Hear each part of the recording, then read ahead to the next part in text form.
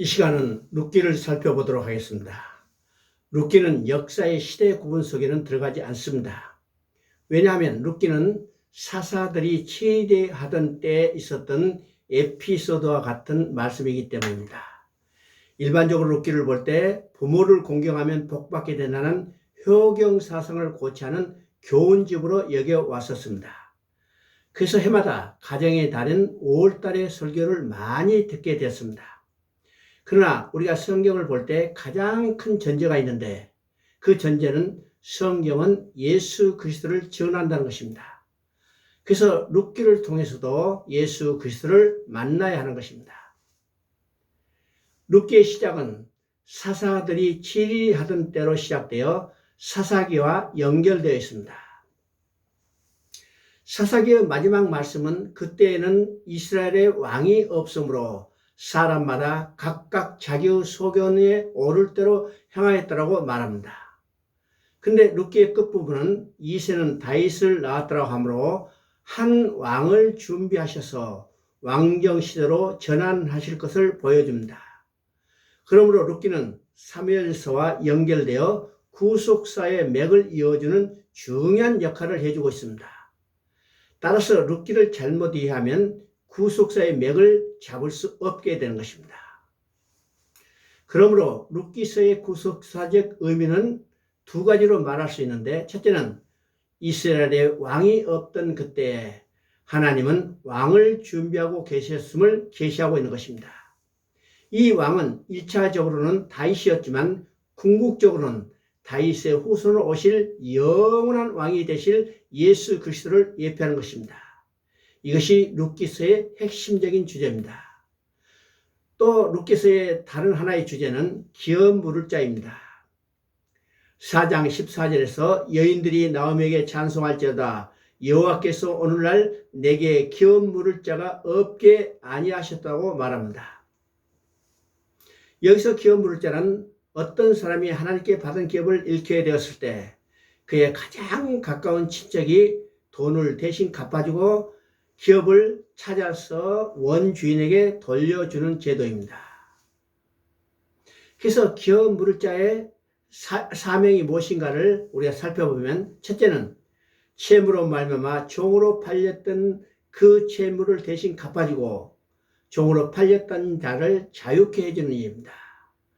두 번째는 분배받은 땅을 잃게 되었을 때 땅을 사서 원주인에게 돌려주는 일입니다.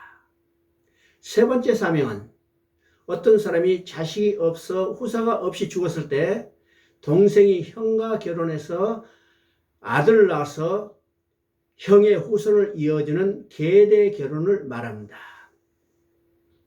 네 번째는 억울하게 죽임을 당했을 때 그 원수를 갚아주는 일입니다.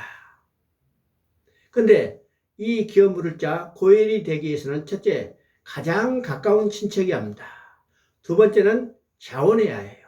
세 번째는 고엘이 되기 위해서는 능력이 있어야 합니다. 룻기서에서는 이 기업 물을 자로서 보아스가 자원하고 있는 것을 보게 됩니다. 룻기 1장에는 베들레헴에 살던 나오미의 가족이 베들레헴을 떠나 모압으로 갔습니다. 그곳에서 남편과 두 아들이 죽고 이제는 후사를 이을 수 없게 됐죠. 그리고 나오미는 풍족하게 떠났지만 비어 돌아오게 되었다고 합니다. 이것은 기업을 다 잃어버리게 된 것이고 달리 말하면 기업 물을 자가 필요하게 됐다는 말입니다. 룻기서 2장은 룻과 기업 물을 자인 보아스와의 만남이라는 데 이 핵심이 있습니다. 1절에서 나오미의 남편 엘리멜렉의 친족으로 유력한 자가 있으니 그 이름은 보아스라고 합니다. 그리고 20절에서는 나오미가 그 사람은 우리와 가까우니 우리 기업을 물을 자 중 하나이라고 말합니다. 이 보아스는 나오미 가정의 기업 물을 자로 등장하는 것입니다. 3장에서는 하나님의 계시가 전진되고 있는데 보아스가 여호와의 살아계심을 두고 맹세하노니 내가 기업 물을 자의 책임을 내게 이행하리라고 약속합니다. 3장 18절을 보면 그 사람이 오늘날 이 일을 성취하기 전에는 쉬지 아니하라고 합니다. 여기서 이 일이란 나오미의 가정의 기업을 회복시켜주는 일입니다. 그런데 성경은 하나님 나라를 회복하려는 구속의 역사인 것입니다. 나오미의 가정의 기업을 회복시켜주는 것으로 하나님 나라가 회복되는 것이 아닙니다. 주님은 말씀하십니다. 내 아버지께서 이제까지 일하시니 나로 일한다.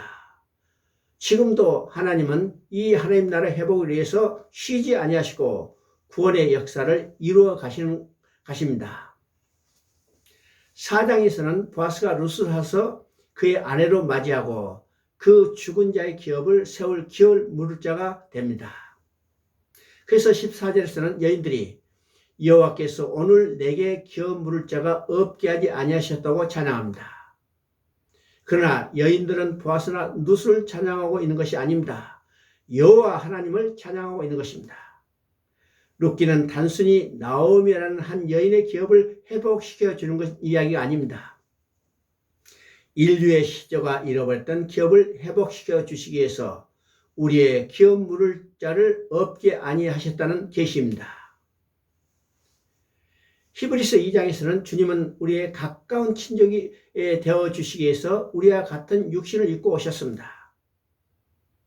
그러므로 그가 범사의 형제들과 같이 되심이 마땅하도다. 이는 하나님의 일에 자비하고 충성된 대제사장이 돼서 백성의 죄를 구속하려 하심이라고 말씀합니다. 여기서 구속하려 하심이란 값을 대신 지불해주고 자유롭게 해주는 것을 뜻합니다. 그러므로 룻기에서 여인들이 보아스를 찬양하고 있는 것이 아니라 찬송할지어다. 여호와께서 오늘날 내게 기업 물을 자가 없게 아니하셨도다 말씀을 통해서 우리를 인류의 기업 물을 자가 되시는 그리스도에게로 인도해 주시는 것입니다. 4장의 족보 마지막에 다윗이 나옵니다. 사사기는 그때 이스라엘이 왕이 없으므로 라고 이 말씀으로 끝을 맺고 있는데 룻기 4장 22절에는 이새는 다윗을 낳았더라고 끝나고 있습니다. 여기서 주목해야 할 점은 다윗의 족보를 보아스로부터 시작하고 있는 것이 아니고 4장 18절에 보면 베레스의 계보는 이러하니라 하고서 베레스까지 거슬러 올라가는 것을 보게 됩니다. 그래서 베레스에 대해서도 4장 12절에 보니까 다말이 유다에게 낳아준 베레스라고 말씀함을 통해서 베레스가 유다의 아들임을 증거하고 있는 거죠. 그렇다면 창세기 4장 19절에서 야곱이 유다에게 예언한 대로 하나님께서 유다 자손 가운데 한 왕을 준비하고 계시는데 그가 바로 다윗이라는 말입니다. 궁극적으로는 다윗의 후손으로 오실 예수 그리스도가 우리의 영원한 왕이 되실 것을 증언하고 있는 것입니다.